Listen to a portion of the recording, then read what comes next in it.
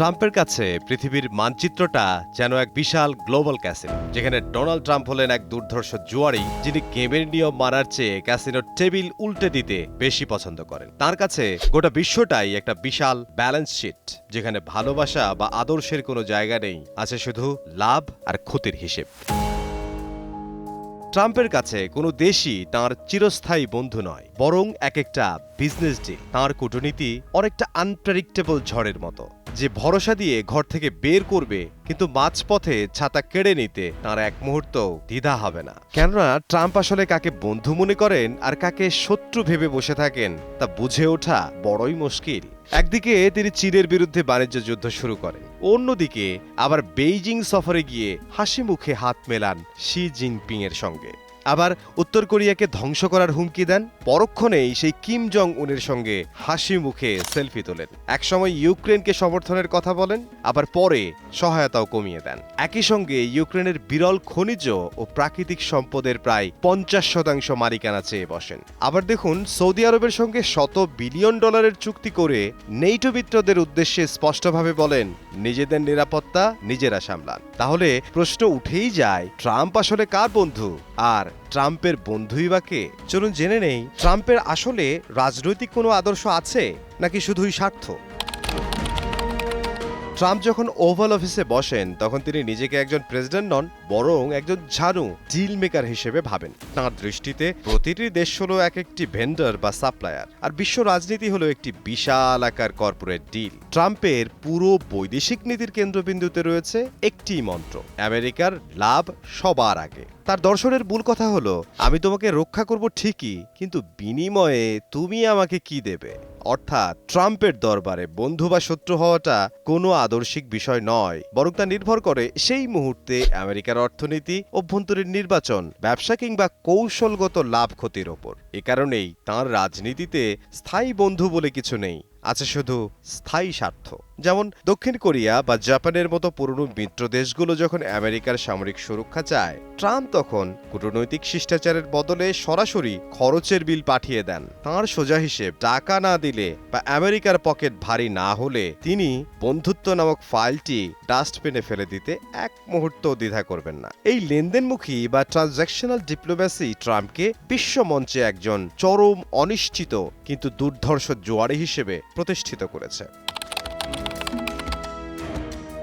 চীনের সঙ্গে তার সম্পর্কটা কোনো সমান্তরাল রেখা নয়, বরং একেবারে জিগজ্যাগ লাইনের মতো। তিনি চীনকে কারেন্সি ম্যানিপুলেটর বা চোর বলে গালি দেন, অন্যদিকে দরকার হলে সেই চীনের সঙ্গেই আলোচনার টেবিলে বসেন।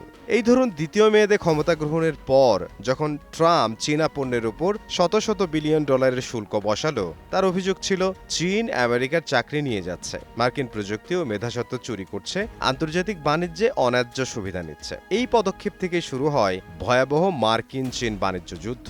তখন স্বাভাবিকভাবেই প্রশ্ন ওঠে, যদি সম্পর্ক এত খারাপ হয় তাহলে ট্রাম্প আবার চীনে যান কেন?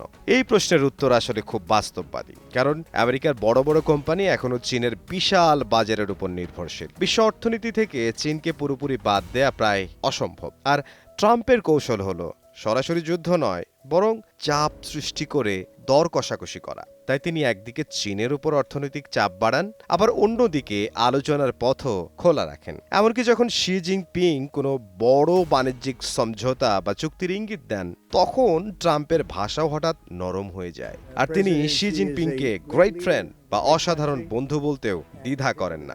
মূলত এটাই ট্রাম্পের বিখ্যাত ডিল মেকার স্টাইল। আগে চাপ সৃষ্টি করো, তারপর সেই চাপকে ব্যবহার করে নিজের জন্য ভালো চুক্তি আদায় করো। ট্রাম্পের ইতিহাসে সবথেকে বড় সমালোচনার জায়গা হলো বিপদের সময় মিত্রদের একা ফেলে আসা। একে বলা যায় ইউজ অ্যান্ড থ্রো কূটনীতি। যেমন সিরিয়ার কুর্দিরা আইএসের বিরুদ্ধে আমেরিকার হয়ে রক্ত দিল, কিন্তু যখনই ট্রাম্পের মনে হলো ওখানে সৈন্য রাখাটা ব্যয়বহুল, তিনি এক নিমিষেই সৈন্য সরিয়ে নিলেন। মিত্রদের ওপর হামলা হতে দেখেও তিনি মুখ ফিরিয়ে নিলেন।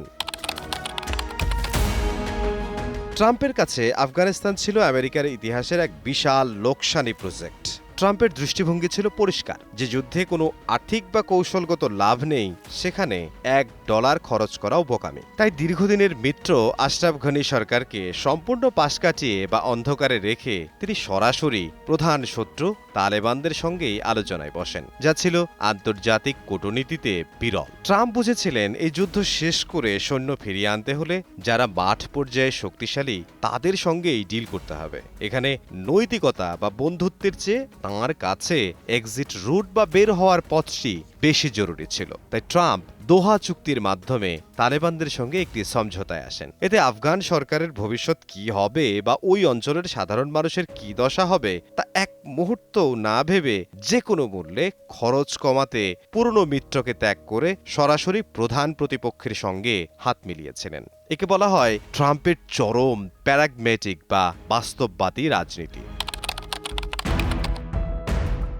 নেটো এবং ইউরোপীয় মিত্রদের প্রতি ট্রাম্পের দৃষ্টিভঙ্গি কড়া হিসাব রক্ষকের মতো। তিনি মনে করেন ইউরোপের দেশগুলো নিজেদের নিরাপত্তার জন্য আমেরিকার উপর মাত্রাতিরিক্ত নির্ভরশীল এবং তারা তাদের পর্যাপ্ত বাজেট প্রতিরক্ষা খাতে খরচ করছে না। তাই ট্রাম্পের স্পষ্ট কথা ছিল, আমেরিকা কেন সবার যুদ্ধের খরচ একাই বহন করবে? তার এই কথা শুনে ফ্রান্স এবং জার্মানির মতো দেশগুলো চরম উদ্বেগে পড়ে যায়। এমনকি ট্রাম্প নেটো থেকে আমেরিকাকে বের করে নেয়ার হুমকিও দিয়েছিলেন, যা কয়েক দশকের ট্রান্স আটলান্টিক বন্ধুত্বকে নাড়িয়ে দিয়েছিল। মূলত ট্রাম্পের কাছে আন্তর্জাতিক জোটে থাকার চেয়ে আর্থিক সমবন্টন এবং বাণিজ্যিক ন্যায্যতা অনেক বেশি গুরুত্বপূর্ণ।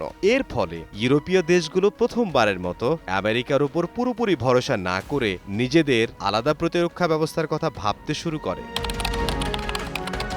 মধ্যপ্রাচ্যে ট্রাম্পের নীতি চরম আদর্শহীন, কিন্তু প্রবলভাবে স্বার্থকেন্দ্রিক এবং ব্যবসায়িক। সৌদি আরব সহ এই অঞ্চলের ধনী দেশগুলোর সঙ্গে তাঁর ঘনিষ্ঠতার কোনো রাজনৈতিক দর্শন নেই, বরং 3টি সুনির্দিষ্ট উদ্দেশ্য আছে: কয়েক বিলিয়ন ডলারের বিশাল অস্ত্র চুক্তি, বিশ্ব তেলের বাজারে স্থিতিশীলতা এবং ইরানকে এক ঘরে করার আঞ্চলিক কৌশল। ট্রাম্পের দৃষ্টিতে মধ্যপ্রাচ্যের দেশগুলোর সঙ্গে তাঁর বন্ধুত্ব কোনো নৈতিক ভিত্তির উপর নয়, বরং অস্ত্র বেচো, তেল সামলাও এবং ইরানকে ঠেকাও।